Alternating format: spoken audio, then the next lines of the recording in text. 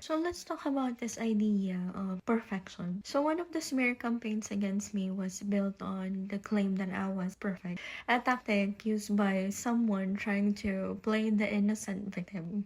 And this person spread lies about me to an entire community, accusing me of gossiping and judging her. So yes, I have had my personal opinions. Who doesn't? But they were expressed privately and never with the intent to harm anyone. So if you're someone who keeps digging up my past mistakes just to weaponize them repeatedly, then you must be aligned with Satan, because that's not normal. So let's be clear, the person who spread these lies never once had the courage to confront me directly, and instead they painted a false narrative, much like this tarot reader who claimed that someone was gossiping about her and called that person perfect as a way to villainize them, and of course a way to embarrass their target, which is really what they were doing, is humiliation ritual attack. So I don't even know this person. They have never been a thought in my mind. Yet I'm aware that there's a group of tarot readers who've been stalking me for years. So their tactics are always the same. Play the victim publicly, then throw vague accusations around and hope that people connect the dots in the wrong way. They don't call names directly because their goal is manipulation. It's a deceitful tactic used to sway the gullible and avoid